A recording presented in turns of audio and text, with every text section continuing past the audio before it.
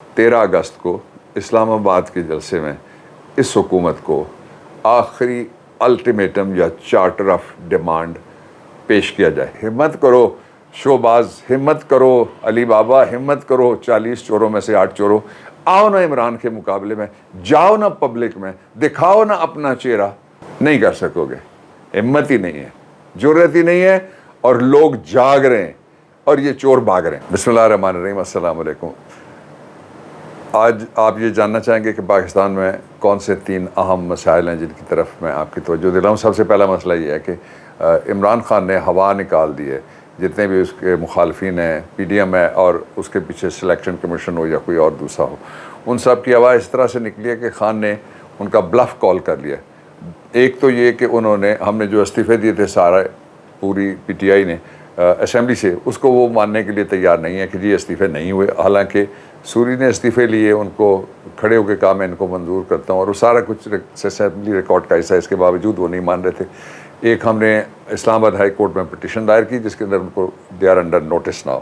इसको कहते हैं कि डॉक्ट्राइन ऑफ सब जुडिस लेस, कि अगर कोई केस पेंडिंग हो तो उस पर कोई किसी दूसरे एग्जेक्टिव इदारे को या किसी और शख्स को ये इख्तियार नहीं होता कि वो जो अदालत में चीज़ पेंडिंग हो उसके बारे में पहले फ़ैसला दे, इसलिए कि वो एक तरह से अदालत के फ़ैसले को प्रीएम्प्ट करना भी है, दूसरी तरह से उसको तौहीन अदालत भी कहा जा सकता है, और तीसरी तरह से उसको कहा जा सकता है कि अदालत को या उसके फ़ैसले को मुतासर करने की एक कोशिश की गई है।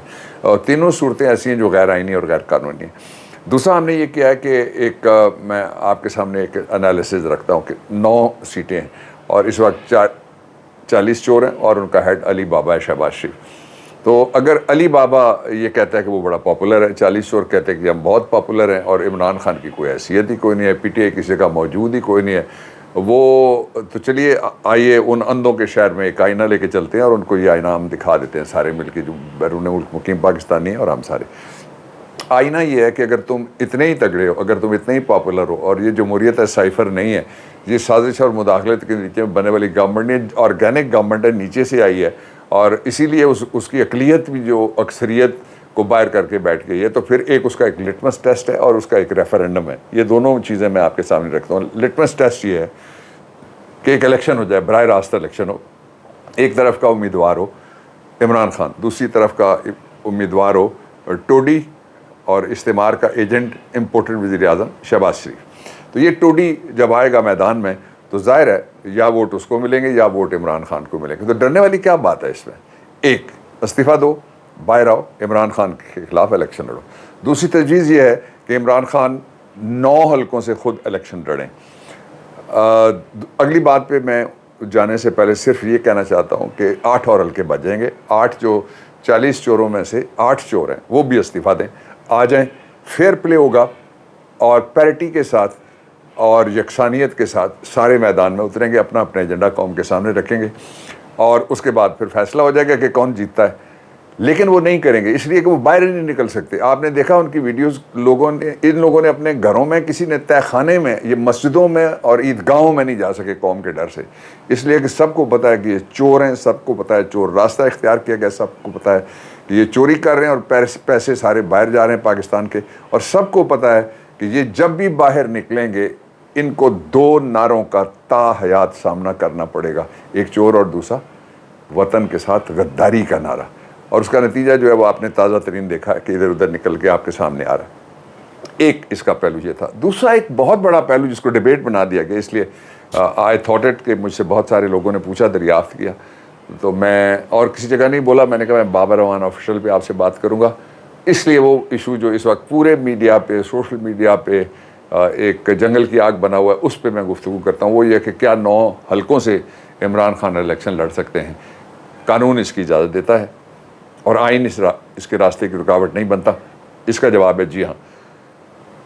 पिछली दफ़ा इमरान खान ने 5 इलेक्शंस लड़ा था, और 5 इलेक्शन जो जिन हलकों से लड़ा था वो, एक था बन्नू, दूसरा था पेशावर, तीसरा था लाहौर, चौथा था इस्लामाबाद, और 5वां था शहर पाकिस्तान हमारा कराची। तो ये शहर पाकिस्तान कराची है, उस समेत इमरान खान ने 5 हलके जीत लिए थे। अब कानून क्या कहता है और आइन क्या कहता है?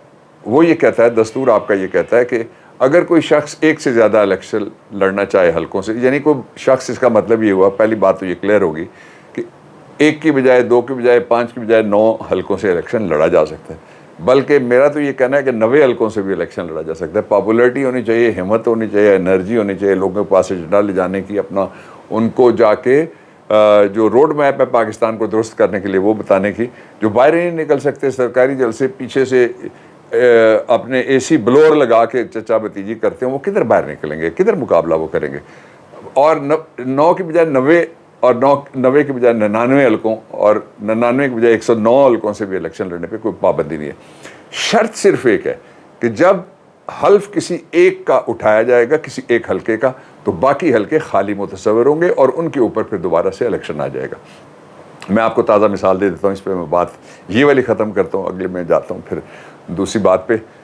وہ یہ ہے کہ آپ نے دیکھا کہ زین قریشی نیشنل اسمبلی کا ممبر تھا، اس نے استعفیٰ دیا ہوا تھا، یہ کہتے تھے نہیں دیا ہوا، تو نہیں دیا ہوا جو سیٹ تھی زین قریشی کی نیشنل اسمبلی کی، وہ رکھتے ہوئے اس نے ان کے مطابق، ہمارے مطابق مستعفی تھا، اس نے الیکشن لڑا۔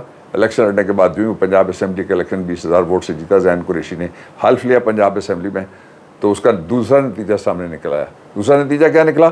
نیشنل اسمبلی کی سیٹ خالی ہوگی، وہاں پہ ایک ضمنی الیکشن اب آ گیا، اناؤنس کر دیا الیکشن کمیشن آف پاکستان۔ یہ وہ موقف ہے جو درست ہے، یہ وہ موقف ہے جو دستوری ہے، قانونی ہے، آئینی ہے۔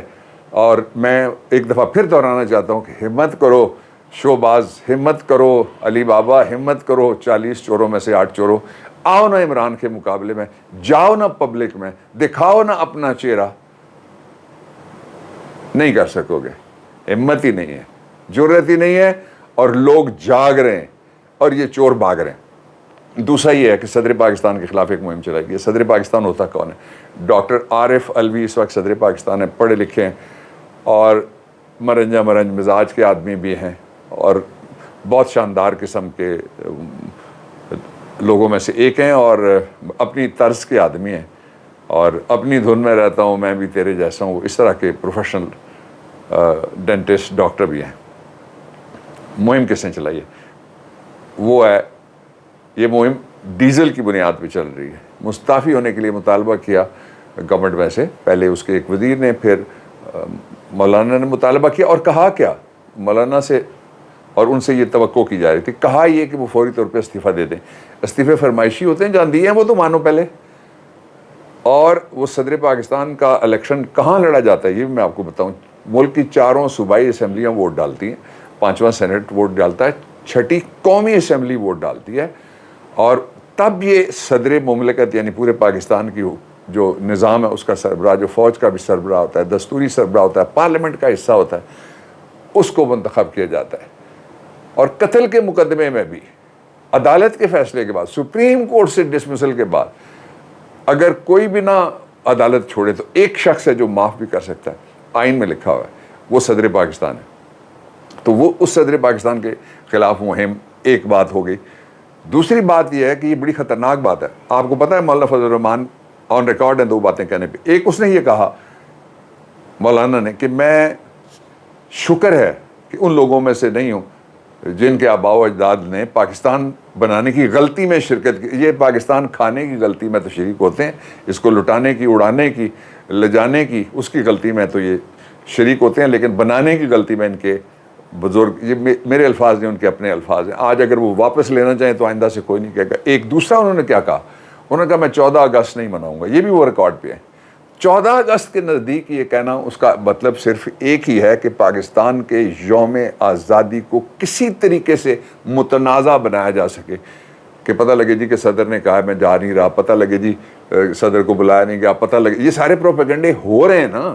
اور آج کتنے دن رہ گئے، اور پھر یہ ٹائم وہ ہے جب مسلمانوں کو 1 محرم اور 9ویں 10ویں محرم، یہاں بہت بڑا ایک نقصان یہ تھا کہ سیدہ عمر رضی اللہ تعالیٰ عنہ ان کی شہادت ہوئی، اور عالم انسانیت نے، تاریخ انسانیت کا سب سے بڑا ظلم ہوا، جو امام الشہداء حضرت امام حسین علیہ السلام اور ان کے جو ساتھ تھے جتنے بھی، وہ شہداء اور رسول اللہ صلی اللہ علیہ وسلم بھی ہماری آزاد جانے قربان، آپ کے اہل بیت آپ کے گھر والے تھے۔ تو اس موسم میں یہ حکومت کر کیا رہی ہے؟ تیسری اور آخری بات میں مختصراً آپ کو بتاتا ہوں۔ ابھی فیصلہ ہوا تھوڑی دیر پہلے، 13 اگست کو اسلام آباد کے جلسے میں اس حکومت کو آخری الٹیمیٹم یا چارٹر آف ڈیمانڈ پیش کیا جائے۔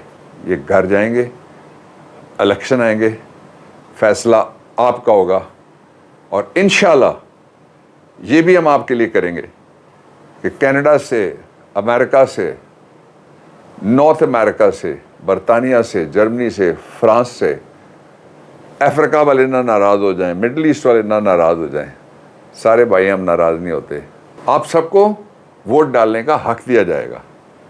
جو آپ کا آئینی حق ہے، سپریم کورٹ مانتی ہے، امپورٹڈ نہیں مانتا، ہم نے قانون بنایا، امپورٹڈ نہیں مانتا، اور وہ ڈرتا ہے اس بات سے کہ آپ طاقتور لوگ ہیں، پڑھے لکھے لوگ ہیں، باشعور لوگ ہیں، دنیا ساری آپ دیکھ چکے ہیں، اس لیے آپ کا ووٹ صحیح جگہ پہ جائے گا، آپ تاریخ کی رائٹ سائڈ پہ کھڑے ہیں، آپ عمران خان کے لیے ووٹ کریں گے۔